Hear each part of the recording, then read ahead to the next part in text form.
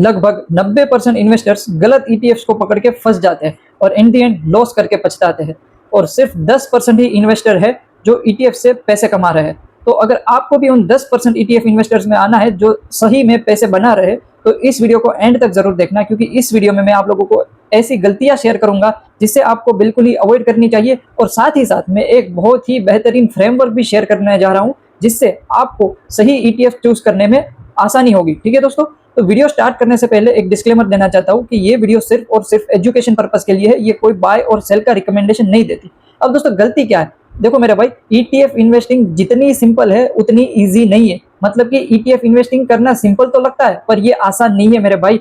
आप लोग ये समझते हो कि ईटीएफ में पैसा डाल दिया मतलब प्रॉफिट होगा, ऐसा नहीं है। ईटीएफ में भी लॉस होता है, ये बात दिमाग में डाल लो। अब लॉस क्यों होता है? लॉस होता है कुछ हमारी गलतियों के कारण। तो कौन सी वो कॉमन मिस्टेक्स है जिनको हमें अवॉइड करना चाहिए? तो दोस्तों कॉमन मिस्टेक्स है जैसे कि चेजिंग हाइप। अगर हाइप बन रही है किसी भी सेक्टर की, किसी भी ईटीएफ की, तो लोग जाके क्या कर देते हैं, रिटेल इन्वेस्टर्स उन ईटीएफ में पैसा डाल देते हैं बिना सोचे समझे। अगर वो हाइप को जो है चेस करोगे तो कभी भी पैसा आप नहीं बना पाओगे। ठीक है दोस्तों, तो ट्रेंडिंग ईटीएफ, जो भी ईटीएफ हाइप में चल रहा है उसको अवॉइड करना चाहिए और बहुत ज्यादा पैसा उसमें नहीं डालना चाहिए। ठीक है, अब दूसरी गलती यह है दोस्तों, पास्ट रिटर्न को जज करना और उसके बेसिस पे इन्वेस्टमेंट बनाना। मतलब कि अगर कोई ईटीएफ ने पिछले एक साल में 50% का रिटर्न दे दिया तो लोग क्या सोचेंगे, अरे भाई साहब क्या जबरदस्त ईटीएफ हाथ लगाया, पिछले साल 50% रिटर्न दे दिया, तो तुरंत जाके उसमें इन्वेस्टमेंट कर देंगे। लेकिन क्या गारंटी है कि ये ईटीएफ पिछले साल तो भागा था, आने वाले साल में भी ये ईटीएफ भागेगा? तो पास्ट रिटर्न को देख के कभी भी इन्वेस्टमेंट नहीं करनी चाहिए। ठीक है, पूरा एनालिसिस करो ईटीएफ के बारे में, तब जाके इन्वेस्टमेंट कर दो। ठीक है,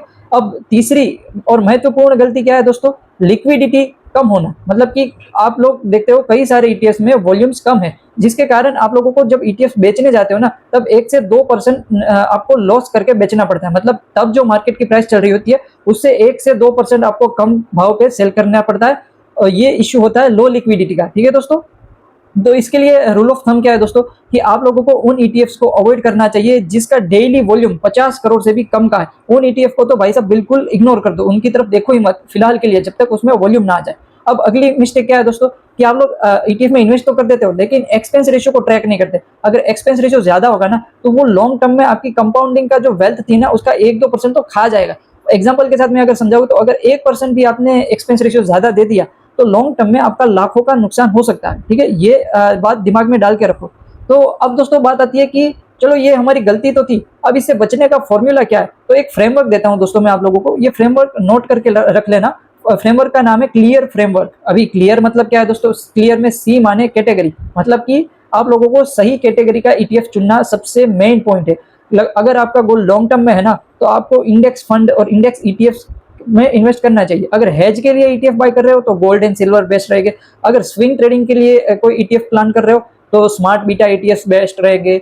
अगर पोजीशन ट्रेडिंग करने जा रहे हो और उसमें ईटीएफ में पोजीशन बनानी है तो सेक्टोरियल ईटीएफ भी काफी सारे अवेलेबल है, जैसे कि बैंक ईटीएफ है, बैंक बीज है, आईटीबीज है, वो सब में भी प्लान कर सकते हो। तो सबसे पहला पॉइंट, अपनी कैटेगरी को आइडेंटिफाई करो कि आपको किस गोल के कारण आपको इन्वेस्ट करना है। अभी दूसरा स्टेप क्या आता है, लिक्विडिटी। लिक्विडिटी दोस्तों, जैसा कि मैंने रूल ऑफ थंब दिया था कि 50 करोड़ से ज्यादा की डेली लिक्विडिटी होगी, डेली वॉल्यूम होगा, उन्हीं ईटीएफ में हमें ट्रेड करना है, बाकी सारे ईटीएफ को इग्नोर करना है। ठीक है, इससे काफी सारे ईटीएफ जो है वो फिल्टर हो जाएगी। अभी तीसरा है ई मतलब एक्सपेंस रेशियो। एक्सपेंस रेशियो दोस्तों आप प्रीफर करो, अगर इंडेक्स फंड में आप लोग इंडेक्स ईटीएफ में इन्वेस्ट करते हो तो 0.1 से भी कम का अगर एक्सपेंस रेशियो है तो अच्छा है। बाकी अगर थीमेटिक और ऐसे सेक्टोरल ईटीएफ है तो 0.2 0.3% ये ज्यादा से ज्यादा एक्सपेंस रेशियो आप लोग दे सकते हो। ठीक है, इससे ज्यादा में मत जाना, क्योंकि इससे ज्यादा तो फिर म्यूचुअल फंड में भी इतना ही होगा, 1 से 1.5% का एक्सपेंस रेशियो तो म्यूचुअल फंड का होता है। ठीक है, अब ए मतलब एयूएम साइज। अभी एयूएम साइज क्या होता है, उस ईटीएफ, जिस भी फंड हाउस में, जिस भी ईटीएफ में आप इन्वेस्ट करते हो उस फंड हाउस के पास कितना पैसा पड़ा हुआ है। मतलब कि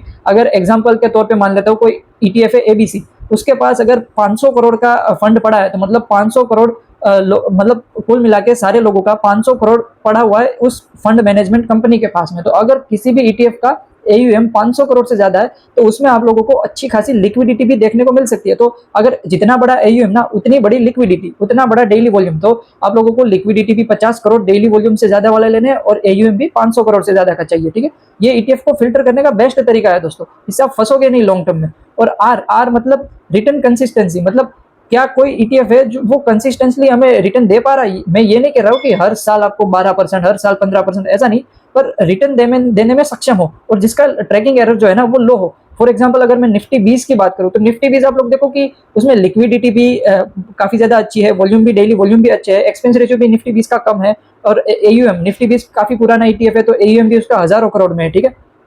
और कैटेगरी तो अगर आपको लॉन्ग टर्म में चाहिए तो निफ्टी 20 में इन्वेस्ट कर सकते हो, और आप लोगों को रिटर्न भी कंसिस्टेंटली देता जा रहा है। जैसे कि हमारी निफ्टी जो लॉन्ग टर्म में 12 से 15% रिटर्न हमें दिखा देती है, तो आपको निफ्टी 20 भी आपको रिटर्न देने में सक्षम होगी, ठीक है। ये था हमारा क्लियर फ्रेमवर्क। तो अब एग्जाम्पल के साथ समझते हैं दोस्तों, एक केस स्टडी समझते हैं।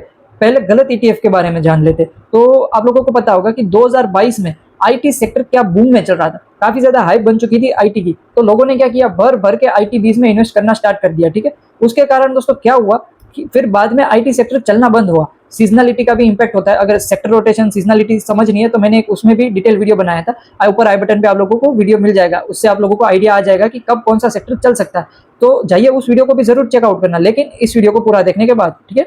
तो ये होता है गलत ETF को चूज करने का नतीजा कि 2022 में लोगों ने भर भर के IT ETF में इन्वेस्ट करना स्टार्ट कर दिया, क्योंकि IT की तो भैया हाइप चल रही थी। फिर रिजल्ट क्या हुआ दोस्तों कि IT सेक्टर बाद में खराब परफॉर्म करना स्टार्ट कर दिया। IT में ले ऑफ का सीजन चालू हो गया, तो इन्वेस्टर का काफी ज्यादा नुकसान हुआ, ठीक है। और लिक्विडिटी भी आजकल उतनी बन नहीं रही है IT सेक्टर में। तो अब सही ETF कौन सा हो सकता है? राइट ETF की अगर मैं बात करूं तो एग्जांपल मैंने बताया निफ्टी 20 जिसमें लिक्विडिटी भी हाई है, डेली वॉल्यूम काफी ज्यादा हाई है, ठीक है। और कंसिस्टेंटली हमें रिटर्न दे रही है निफ्टी 20, क्योंकि निफ्टी 20 निफ्टी 50 को ट्रैक करता है, और हमारी निफ्टी 50 तो भैया काफी सालों से बुल रन में चल रही है। हिस्ट्री में भी अगर हम लोग देखें तो निफ्टी 50 ने 12 से 15% का रिटर्न हमें दिया हुआ है एनुअली, ठीक है दोस्तों। तो अगर आप लोग जो है वो सही ETF में पैसा डालोगे तो आपका पैसा लॉन्ग टर्म में ग्रो करेगा। लेकिन अगर आपने गलत ETF पकड़ लिया भैया तो फिर आप लोग फंस जाओगे और शायद से आप लोगों को लॉस भी बुक करना पड़े। तो और यहाँ पे आप लोगों का एक और सवाल होगा, क्या ETF में हमें स्टॉप लॉस लगाना चाहिए? तो कमेंट करो अपना व्यू, और आप लोग चाहते हो कि ETF में स्टॉप लॉस के बारे में क्या करें तो उसके ऊपर वीडियो चाहते हो तो कमेंट करो, video on stop loss on ETF, ठीक है। अगर ज्यादा कमेंट आएगी तो मैं उस पर भी वीडियो बनाऊंगा, ठीक है। आई होप आप लोगों को ये कॉन्सेप्ट समझ में आया होगा। तो आप लोग इतना समझो कि आप लोगों को हाइप कभी भी चेज नहीं करनी है। आपको जो मैंने फ्रेमवर्क बताया, क्लियर फ्रेमवर्क, उसको फॉलो करना है, ठीक है। अगर इस फ्रेमवर्क को आपने अप्लाई कर लिया तो आप जो है ट्रैप्ड इन्वेस्टर में से हटके आप करोड़पति इन्वेस्टर्स की कैटेगरी में आ जाओगे। मतलब 90% की रेट रेस से आप बाहर होके आप 10% ऐसे इन्वेस्टर्स में आ जाओगे जो पैसा बनाने में काबिल होंगे, ठीक है दोस्तों। आई होप आप लोगों को ये वीडियो अच्छा लगा। अगर वीडियो इन्फॉर्मेटिव लगा तो वीडियो को लाइक करो और अपने उन दोस्तों के साथ शेयर करो जो ETF में इन्वेस्ट करके फंसता है, ठीक है दोस्तों। और ऐसे ही ETF के सीक्रेट्स जानने हैं तो हमारी चैनल इन्वेस्टर कुलदीप को अभी के अभी सब्सक्राइब करो, ठीक है दोस्तों। थैंक यू, मिलते हैं अगली